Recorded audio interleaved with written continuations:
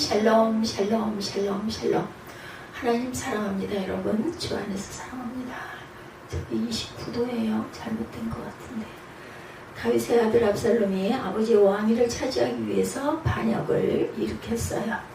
다윗은 이 모든 일이 자신의 범죄로 인한 하나님의 징계라고 생각하면서 회개하는 마음으로 예루살렘을 떠납니다. 다윗이 예루살렘을 뒤로 한 채 떠나갈 때 시바라는 사람이 다윗을 만나러 오죠. 그는 원래 사울의 종이었는데 사울과 함께 사울의 아들들이 모두 죽자 사울의 재산을 가로채서 자기 것으로 누리고 살았어요. 그런데 다윗이 사울의 첫째 아들이었던 요나단 왕자의 자손을 찾죠. 그가 모비보셋이었습니다. 모비보셋은 사울 집안이 멸망하던 날 어린 아기였는데 유모의 품에 안겨서 도망가던 중에 땅에 떨어뜨려서 그만 양다리 모두가 불구가 되죠. 절뚝거리는 장애인이 됩니다. 다윗이 요나단 왕자가 자신에게 은혜를 베푼 빚을 갚으려고 사울의 재산을 되찾아서 요나단에게 돌려주죠. 그리고 자신을 관리하던 시바를 요나단의 종으로 만듭니다. 이렇게 되자 시바는 자기 것처럼 차지했던 그 많은 재산을 그만 놓치고 말아요. 모비보셋에게 넘겨주는 꼴이 되죠. 그래서 시바는 장애인인 요나단 왕자를 제치고 자신이 사울의 재산을 가로챌 기회만을 엿보고 있어요. 그런데 기회가 옵니다. 압살롬의 반란으로 전국이 혼란하는 틈을 타서 다윗과 요나단 사이를 이간질하고 자신의 재산을 가로챌 목적으로 많은 선물을 들고 다윗을 찾아온 거예요. 지금 내용이. 시바는 황급히 도망치느라 아무것도 준비하지 못한 다윗에게 꼭 필요한 양식을 많이 가져왔어요. 다윗의 마음을 얻기 위한 하나의 술수죠. 그는 날이 2마리의 빵 200돈과 건포도 100송이와 무화과 100개와 포도주 한 부대를 싣고 나옵니다. 그래서 다윗 왕이 시바에게 물어요. 왜 이런 것들을 가져왔느냐? 시바가 대답하죠. 나귀들은 왕의 가족들이 타시라고 마련한 것이고 빵과 과일은 신하들이 먹고 포도주는 광야에서 지쳤을 때 마시라고 준비한 겁니다. 그래서 왕이 묻습니다. 내 주인의 손자인 모비보셋은 어디 있느냐? 시바가 왕께 대답하죠. 지금 예루살렘에 남아 있습니다. 그는 이스라엘 사람들이 자기 할아버지의 왕국을 자신에게 되돌려 줄 것으로 생각하고 있습니다. 그래서 왕이 시바에게 말합니다. 그렇다면 이제부터 모비보셋의 재산을 모두 내가 갚도록 하여라. 시바가 말하죠. 제가 엎드려 절하오니 내 주 왕께 은혜 있기를 원하나이다. 생각한 대로 계략대로 딱 맞아 떨어지죠. 다윗 왕이 바울임에 있는 곳에 도착했을 때 사울 집안 사람 중에 시므이란 사람이 다윗에게로 나와요. 그는 다윗에게 온갖 저주를 다 퍼붓죠. 다윗의 좌우로 모든 군대와 호위병들이 있는데도 불구하고 시므이는 다윗과 왕의 모든 신하들에게 돌을 던집니다. 시므이는 저주하며 말하죠. 7절부터 보니 떠나가거라. 이 피비 냄새 나는 살인자야. 이 악당아. 여호와께서 내가 사울의 집안에 흘린 피를 모두 내게 갚아주시는 것이다. 내가 그의 자리를 차지했지만 여호와께서 이 나라를 내 아들 압살롬의 손에 넘겨주셨다. 내가 피를 흘린 사람이기에 내 악 때문에 스스로 재앙을 받는 것이다. 8절에 이렇게 말하죠. 그러자 스루야의 아들 아비스가 왕께 대답합니다. 어떻게 이 죽은 개 같은 녀석이 내 주왕을 저주하는 것입니까? 제가 가서 목을 치겠나이다. 다윗이 10절에 스루야의 아들들아 내가 너희와 무슨 상관이 있다고 그러느냐? 여호와께서 그에게 다윗을 저주하여라 라고 하신 것이라면 어느 누가 왜 내가 이렇게 하느냐 하고 물을 수가 있겠느냐? 그리고 나서 다윗이 아비새와 자기 모든 신하들에게 말합니다. 11절 보면 내 몸에서 난 내 아들도 내 목숨을 빼앗으려 하는데 이 베냐민 사람이랴 오죽 하겠느냐? 여호와께서 그에게 그렇게 하라고 명령하셨으니 저주하게 그냥 내버려 두어라. 여호와께서 내 비참한 모습을 보시고 저주를 내게 선으로 갚아주실지 누가 알겠느냐? 그리고 나서 다윗과 그의 사람들은 계속 그냥 길을 따라갑니다. 시므이는 반대편 산비탈을 따라가면서 계속 저주하고 돌을 던지며 흙을 뿌리죠. 13, 14, 15, 16절 쭉 보면 왕과 그와 함께 했던 백성들은 모두 진짜 한 곳에 머물러 쉬고 15절에 보면 압살롬과 이스라엘의 모든 군사들은 예루살렘으로 입성을 합니다. 아히도벨도 그와 함께 있었어요. 그때 다윗의 친구인 아렉 사람 후세가 압살롬에게 가서 왕께 만세 만세를 외치죠. 압살롬이 후세에게 묻습니다. 이것이 어떻게 내 친구에게 충성하는 것이냐? 어째서 내 친구를 따라가지 않았느냐? 후세가 압살롬에게 대답합니다. 야훼께서 택하시고 이 백성들과 모든 이스라엘 사람들의 선택한 분의 편에 서서 그분과 함께 있을 것입니다.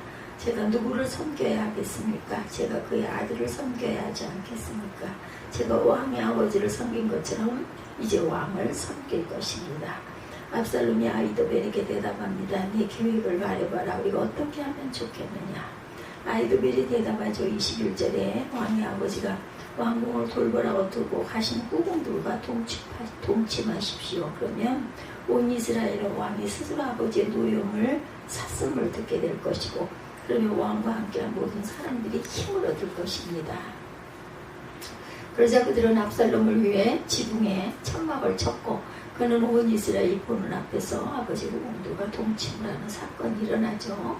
23절에 그 당시 사람들은 아히도벨이 주는 계획을 마치 하나님께서 여쭈어서 받은 말씀과 똑같이 여겼다.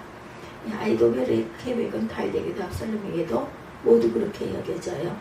오늘 본문에서 우리는 악인과 악인들의 대조적인 그 모습들을, 의인과 악인의 대조적인 모습을 보게 됩니다. 먼저 악인들은 시바, 시므이, 아히도벨, 압살롬 이렇게 나뉘죠. 악인들은 자신의 목적을 위해서 온갖 사악하고 교활한 지혜를 다 동원하죠. 그들의 행동을 보면 소름이 끼칠 정도로 강교하고 악하기 짝이 없어요. 그들은 당장 자신의 목적을 이룬 것 같지만 공의로운 하나님이 결코 그냥 두지 않으시죠. 하나님이 반드시 심판하시고 멸망에 이르게 하세요. 우리는 그들의 그림자도 따라가는 사람이 절대로 되어서는 안 될 것입니다. 반면에 숱한 악인들의 등장 속에 한 사람 빛나는 의인이 나와요. 다윗 왕이죠. 다윗은 자신이 사랑하고 아끼던 아들 압살롬이 반역을 일으키는 불행을 당합니다. 그뿐만이 아니에요. 마음이 슬프고 무겁고 착잡한 심정으로 예루살렘을 떠나는데 엎친 데 덮친 격으로 말도 안 되는 사람이 나타나 다윗을 저주하고 욕을 퍼부어요. 이때 다윗은 의연하고 겸손한 반응을 보입니다. 그가 보여준 반응은 도전이 되는 믿음 행동이었죠. 인생을 살다 보면 애매한 고난들이 많이 와요. 다윗도 시므이로부터 부당한 비난과 저주를 듣습니다. 그러나 다윗은 이 일을 지혜롭게 극복하고 승리해요.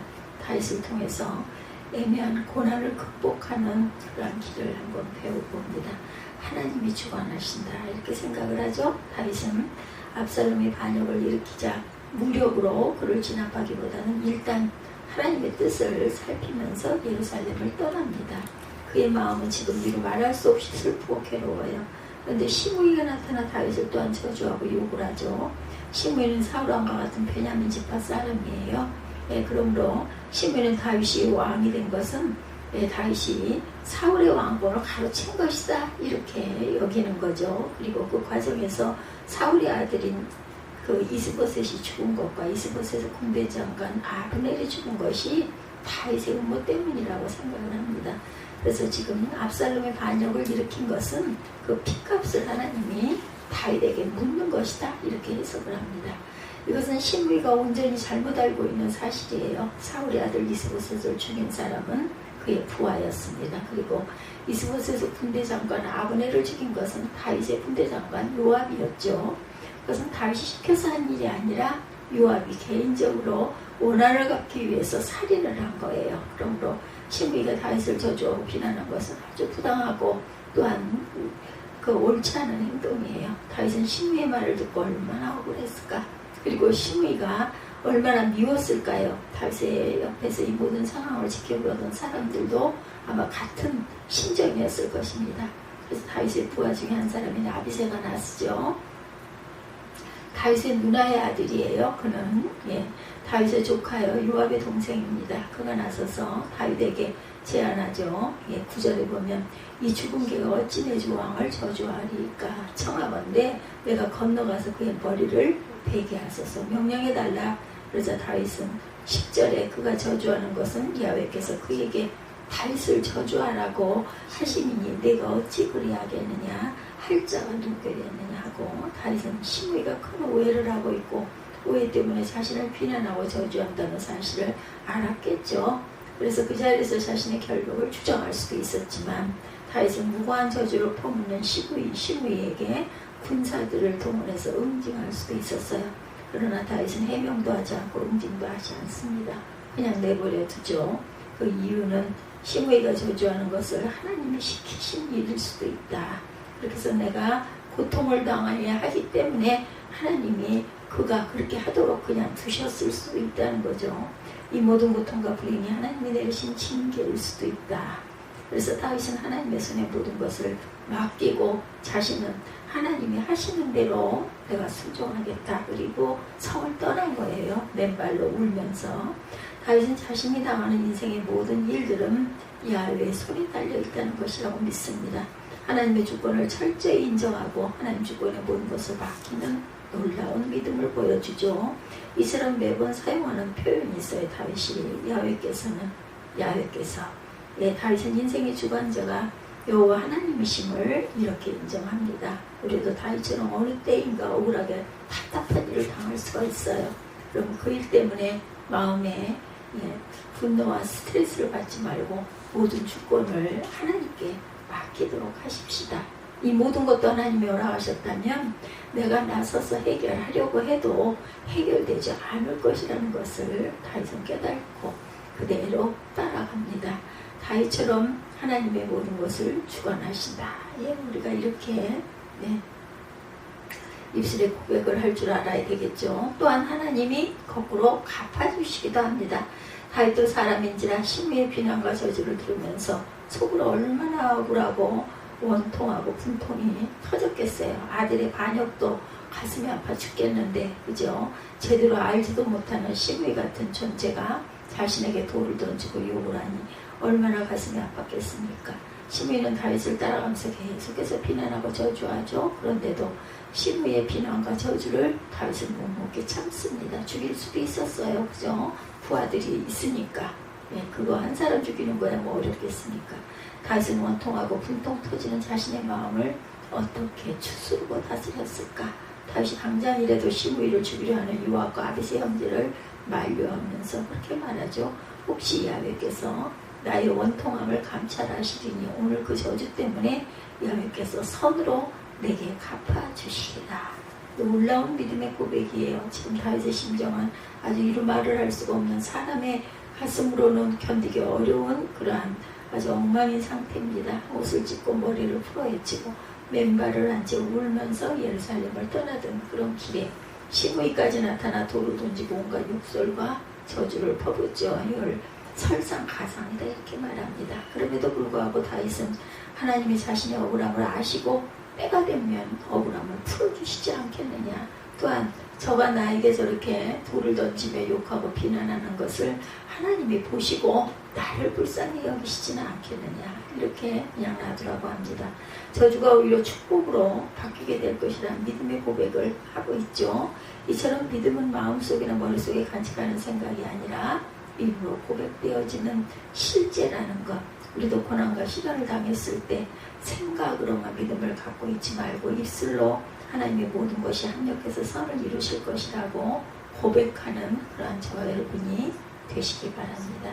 하나님의 말씀을 가지고 믿음으로 선포하죠. 하나님의 온전히 고쳐주실 줄 믿나이다. 예수님의 이름으로 명령합니다. 허리는 완전히 회복될지어다. 그죠? 내 연약한 부위 디스크는 깨끗이 나음을 입을지어다. 이렇게 입술로 자꾸 고백을 하십시다. 하나님이 감찰하고 계신다라고. 그리고 모든 것이 합력하여 선을 이루어질 것이라는 것. 이렇게 건강하게 되어서 우리와 함께 예배드리고 살아갈 수 있겠다라는 것을 바라보는 저와 여러분들이 되셔야 되겠죠. 그러므로 우리는 억울하고 원통한 일을 당했을 때 답답하고 괴로울지라도 거기서 주저앉지 말고 믿음의 고백을 하시기 바랍니다. 하나님이 지켜보시고 갚아주시고 저주가 변하여 축복이 될지어다. 이렇게 입술의 고백, 바라봄의 법칙, 이렇게 하면 좋겠죠. 하나님께 맡기고 또한 마음의 평강을 찾아야 합니다. 다윗은 예루살렘을 떠나던 날 정신적으로나 육체적으로나 아주 힘들고 공고했을 거예요. 얼마나 가슴이 아팠겠어요. 아들이 반역을 저질렀으니 게다가 시므이까지 말도 안 되는 비난과 욕설을 저주를 퍼붓습니다. 그런 말을 들었을 때 충격을 받고 한동안 그 말이 가슴에 얼마나 비수처럼 꽂혔겠어요. 그렇지만 그날 있었던 시므의 욕설과 저주를 떨쳐버립니다. 그리고 어느 정도 거리를 간 후에 한 곳에 멈춰서서 자기를 따르는 백성들과 함께 편히 쉬었다 이렇게 증거합니다. 왕과 그와 함께 있는 백성들이 피곤하여 한 곳에 이르러 거기서 쉬니라. 14절에 보면 이렇게 증거하죠. 왕과 그와 함께 있는 백성들이 피곤하여 한 곳에 이르러 거기서 쉬니라. 압살롬과 모든 백성과 백성들이 예루살렘에 이르고 아이도벨도 그와 함께 이른지라. 다윗의 징계국의 아렉 사람 후세가 압살롬에게 나갈 때 그에게 말하기를 왕이여 만세 왕이여 만세하니 압살롬이 후세에게 이르되 이것이 내가 친구를 후대하는 것이냐 내가 어찌하여 내 친구와 함께 가지 아니하느냐 하니 후세가 압살롬에게 이르되 그렇지 아니하나이다. 내가 야훼와 이 백성 모든 이스라엘을 택한 자에게 속하여 그와 함께 있을 것입니다. 또 내가 이제 누구를 섬기리까 그의 아들이 아니니까 내가 전에 왕의 아버지를 섬긴 것 같이 왕을 섬기리라 하니라. 압살롬이 아이도벨에게 이르되 넌 어떻게 행할 계략을 우리에게 가르치라 하니 아이도벨이 압살롬에게 이르되 왕의 아버지가 남겨두어 왕궁을 지키게 한 후궁들과 더불어 동침하소서. 그리하면 왕께서 왕의 아버지가 미워하는 바됨을 온 이스라엘이 들으리니 왕과 함께 있는 모든 사람의 힘이 더욱 강화해지리다 하니라. 이에 사람들이 압살롬을 위하여 옥상에 장막을 치니 압살롬 온 이스라엘의 눈앞에 그 아버지 후궁들과 더불어 동침하니라. 그때 아이도벨이 베푸는 계략은 사람이 하나님께 물어서 받은 말씀과 같은 것이라. 아이도벨의 모든 계략은 다윗에게나 압살롬에게나 그와 같이 여겨졌더라. 이렇게 증거되어 있죠. 다윗은 그날 시므이가 퍼붓은 비난과 저주를 털어버립니다. 그리고 몸과 마음을 편히 쉬는 시간을 갖게 되죠.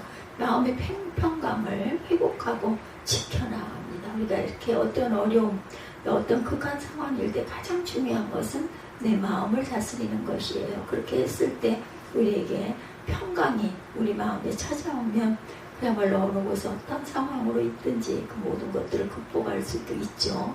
우리에게도 이런 시간들이 필요합니다. 세상 일로 스트레스 받고 힘들어하는 마음을 그대로 놔두고 살 것이 아니라 어떤 방법으로든 모든 것을 하나님께 맡기고 편히 쉴 줄 알아야 되겠다. 편안과 평강을 어떤 상황에서라도 마음을 다스리고 누려야 합니다. 골로새서 3장 15절에 그리스도의 평강이 너희 마음을 주장하게 하라. 너희는 평강을 위하여 한 몸으로 부르심을 받았나니 너희는 또한 감사하는 자가 되라.